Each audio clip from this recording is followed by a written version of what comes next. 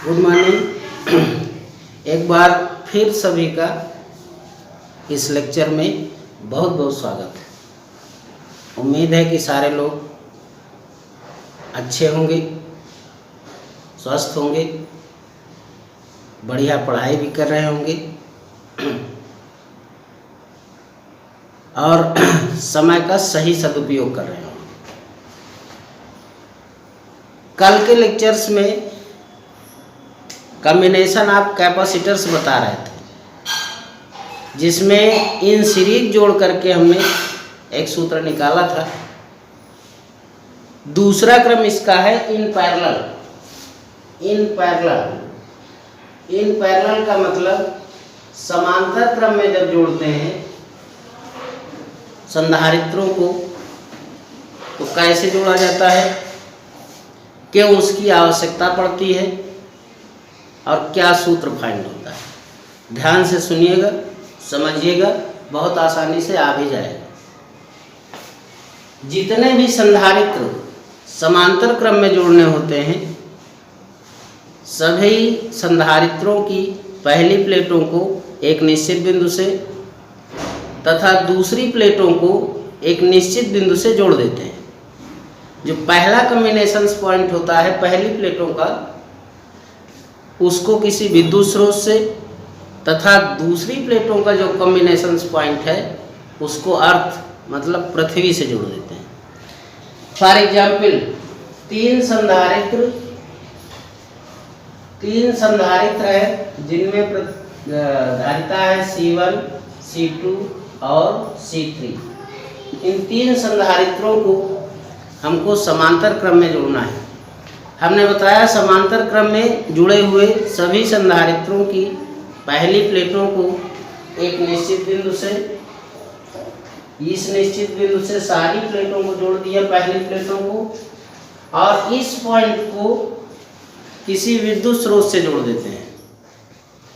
दूसरी प्लेटों को एक निश्चित बिंदु से और इस बिंदु का संबंध पृथ्वी से करवा देते हैं। इस बिंदु का संबंध पृथ्वी से करवा देते हैं। ये है जुड़े हुए संधारित्रों की धारिता C1, C2, C3। हमको ये निकालना है कि तीन संधारित्र जब हम समांतर क्रम में जोड़ देंगे तो उनका जो रिजल्टेंट का कैपेसिटेंस आएगा, परिणामी धारिता आएगी, उसको किस सूत्र से आप फाइंड करोगे। इन तीनों का जो रिजल्ट आएगा समांतर क्रम में जोड़ने के बाद, इनको आप कैसे फाइंड करोगे, कौन सा सूत्र लगाओगे, उसी सूत्र को हमको फाइंड करना है। ये बिंदु A है मान लीजिए और ये बिंदु B है। तो विद्युत स्रोत के द्वारा प्लस Q आवेश दिया जाता है। कितना आवेश दिया जाता है इस संयोजन को? प्लस Q आवेश। और यह आवेश सभी संधारित्रों में उनकी धारिताओं के अनुसार बढ़ जाता है। जैसी जिसकी जो धारिता है उस हिसाब से उसको आवेश मिलता है। पहली प्लेट को प्लस Q1 विद्युत चुंबकीय प्रेरण की घटना द्वारा दूसरी प्लेट के भीतरी तल पर माइनस Q1, ये प्लस Q2, ये माइनस Q2, ये प्लस Q3 और ये माइनस Q3। इस प्रकार सभी संधारित्रों में जो यहाँ से आवेश आया है उनकी धारिताओं के अनुसार बढ़ जाता है। मतलब सभी का आवेश अलग अलग होता है। और ये बहुत गौर करने वाली भी बात है। श्रेणी क्रम में हमने बताया था सभी संधारित्रों की प्लेटों पर आवेश समान होता है, जबकि सभी संधारित्र की प्लेटों के बीच विभवांतर अलग अलग होता है। इसमें सभी संधारित्रों की प्लेटों के बीच का विभवांतर समान होता है। ध्यान दीजिएगा, उसका जस्ट अपोजिट है इन सीरीज का। उसमें सभी प्लेटों के बीच विभवांतर अलग अलग था, यहाँ पर सभी प्लेटों के बीच का विभवांतर समान है। यहाँ अलग अलग क्या है? आवेश। अलग अलग क्या है? आवेश। उसमें क्या समान था? आवेश सबका क्यों था? A और B के बीच का विभवांतर मान लिया V, ठीक है। यही विभवांतर सारी प्लेटों के बीच, सभी संधारित्रों की प्लेटों के बीच समान होगा। तो Q1 बराबर C1V, ये सूत्र होता है C बराबर Q बटे V, C बराबर Q बटे V, तो V बराबर Q बटे V, C बराबर Q बटे V, Q बराबर CV। तो यहाँ से Q1 बराबर C1V, Q2 बराबर C2V तथा Q3 बराबर हो जाएगा C3V। अब चूंकि यह आवेश Q1, Q2, Q3 कहाँ से दिया गया है, प्लस Q आवेश कुल था, यही तीनों में बट गया है। तो चूंकि Q equal to Q1 plus Q2 plus Q3, C1V plus C2V plus C3V, V common ले लीजिए, तो यहाँ से C1 plus C2 plus C3, ये है Q, ये आ गया Q बटे V, C1 C2 और plus C3, C1 C2 C3, यह तो अलग अलग संधारित्रों की धारिता है। यदि इन सभी का जोड़, इन सभी का परिणामी C हो तो C बराबर होगा, यहाँ से ये सूत्र लिखा हुआ है, C बराबर Q बटे V। यदि परिणामी धारिता, इन सभी संधारित्रों की धारिताओं की परिणामी धारिता C मान ली जाए, तो C बराबर होगा Q बटे V। इसलिए ये Q बटे V की जगह हम क्या लिख सकते हैं, C, तो C बराबर C1 C2 प्लस C, ये है आपका रिजल्टेंट फार्मूला। सभी संधारित्रों की धारिताओं का योग, मतलब परिणामी धारिता अगर हमको निकालनी है तो हम कौन सा सूत्र अप्लाई करेंगे, C बराबर C1 plus C2 plus C3। एक बात ये भी गौर करने वाली है, ये तीन ही लिए गए हैं क्या, तीन ही लिए जाते हैं क्या, दो नहीं हो सकते क्या, या चार नहीं हो सकते क्या, या उससे अधिक नहीं हो सकते क्या, तो ऐसा नहीं। ये तो हमने फॉर एग्जाम्पल लिया है कि तीन संधारित्रों को हमने जोड़ा है, तो ये केवल फॉर एग्जाम्पल है। आप दो ले सकते हैं, चार ले सकते हैं, 10 ले सकते हैं, जो भी आपके सामने सर्किट में जितने भी हों उतने संधारित्रों को आप जोड़ सकते हैं। ये परिणामी संधारित्र की धारिता का सूत्र आया।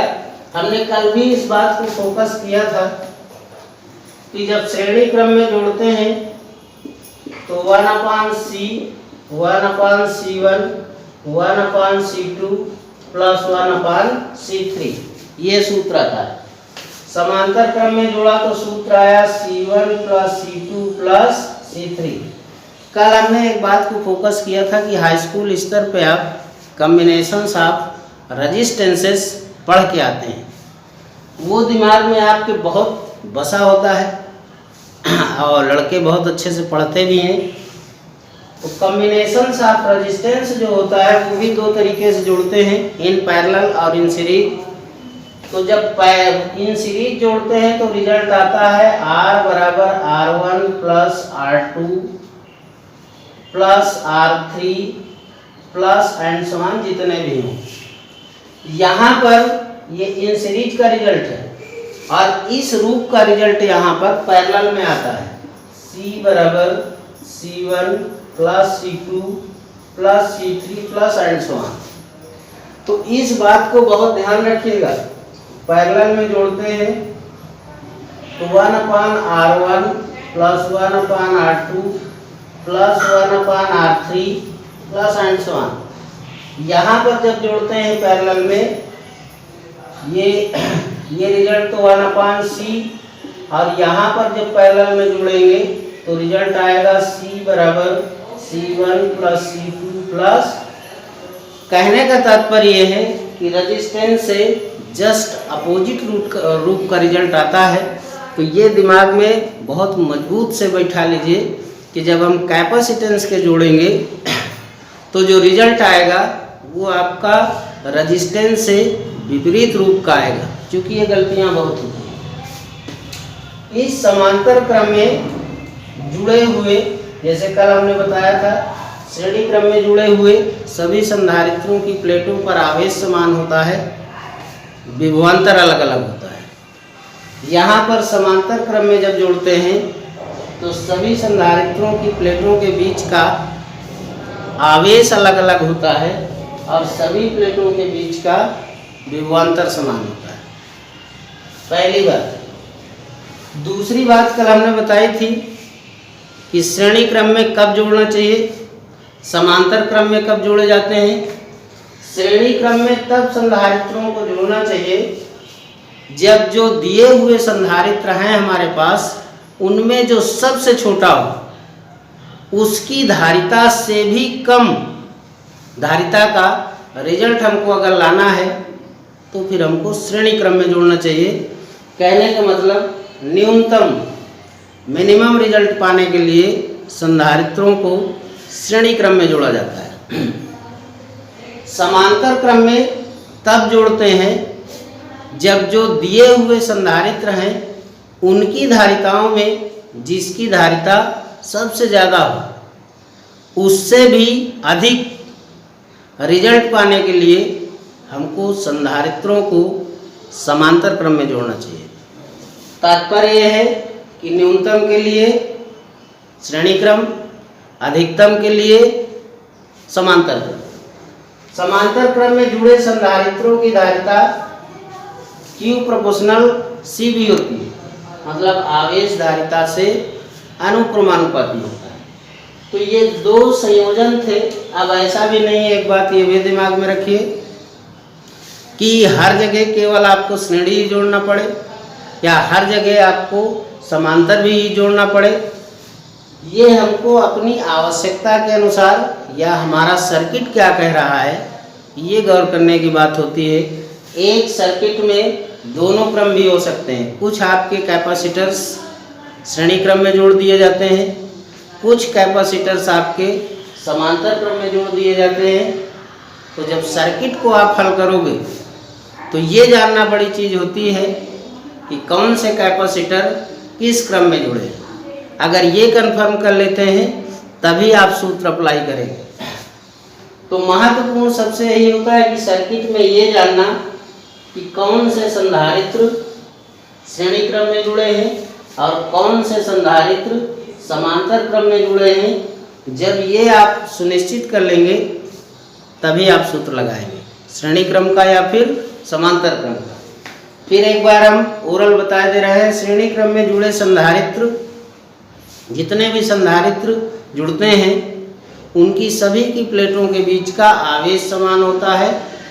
प्लेटों के बीच का विभवांतर अलग अलग होता है। जब समांतर क्रम में जोड़ते हैं तो सभी संधारित्रों की प्लेटों के बीच आवेश अलग अलग होता है और सभी प्लेटों के बीच का विभवांतर समान होता है। तो ये दो क्रम आपके हो गए, श्रेणी क्रम और समांतर क्रम। बहुत से आंकिक प्रश्न इन पर बेस्ड होते हैं। तो सर्किट को अच्छे से जोड़ना, अच्छे से समझना, ठीक है, डायग्नोस करना। विशेषकर एक अगर ये भाषा मेडिकल की कही जाए कि जैसे रोग को डायग्नोस करते हैं, उसी तरीके जब आपके सामने सर्किट आएगा तो आपको उसको डायग्नोस करना है। क्या डायग्नोस करना है कि कौन से कैपेसिटर्स श्रेणी क्रम में हैं और कौन से कैपेसिटर्स समांतर क्रम हैं। इसको सुनिश्चित करने के बाद तब आप फार्मूला अप्लाई करेंगे और जो रिजल्ट आपको चाहिए वो मिलेगा। ठीक है, बहुत बहुत धन्यवाद है।